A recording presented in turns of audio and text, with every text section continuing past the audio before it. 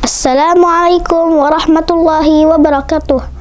Hamdan katsiran tayyiban mubarakan fih. Rabbi shrah li sadri wa yassir li amri wahlul 'uqdatam min lisani yafqahu qawli. Asyhadu an la ilaha illallah wa asyhadu anna Muhammadar Rasulullah. Allahumma shalli ala sayyidina Muhammad wa ala ali sayyidina Muhammad.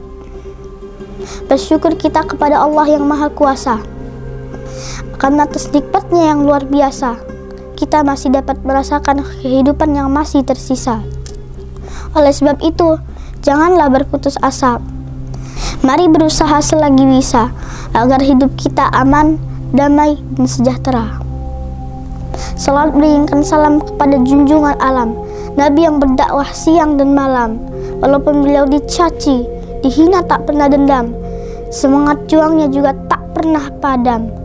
Yakin Nabi Muhammad Sallallahu Alaihi Wasallam. Alhamdulillah, hari ini kita masih diberikan kesempatan oleh Allah untuk menjalankan ibadah puasa. Hari ini saya Ahmad Zafran Al-Khalifi akan menyampaikan tausiah yang berjudul Lakukanlah dengan Iman. Nabi Muhammad Sallallahu Alaihi Wasallam bersabda, "Man shoma Ramadhana imanan wahtisaban ghufira lahu ma taqaddama min dzambi." Nabi Muhammad SAW bersabda juga, "Man qama Ramadhana imanan wahtisaban ghufira lahu ma taqaddama min dzambi." Jadi dari kedua hadis ini bahwa ibadah di bulan Ramadan itu tidak cukup di siang hari saja, yaitu puasa. Tapi kita juga harus melaksanakan ibadah di malam harinya, yaitu sholat qiyam, sholat malam atau sholat tarawih. Lalu apa yang kita dapatkan bila puasa dan sholat tarawihnya kita berdiri dengan iman? Maka yang kita dapatkan yaitu dosa kita akan diampunkan 1 tahun yang lalu. Teman-teman semuanya, kita sering mengeluh dengan sholat tarawih yang terlalu lama, terlalu panjang ayatnya, terlalu banyak rakaatnya. Yang kita inginkan semua ringkas, baik bacaan maupun rakaatnya.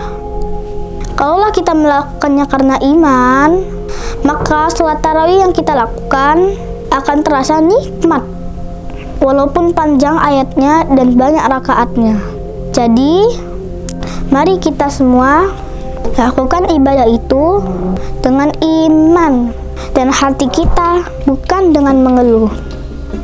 Jika ada jarum yang patah, jangan disimpan di dalam lemari. Jika ada kata yang salah, jangan disimpan di dalam hati. Kepada Allah, saya mohon ampun, dan kepada teman-teman semuanya, saya mohon maaf. Billahi taufiq wal hidayah. Wassalamualaikum warahmatullahi wabarakatuh.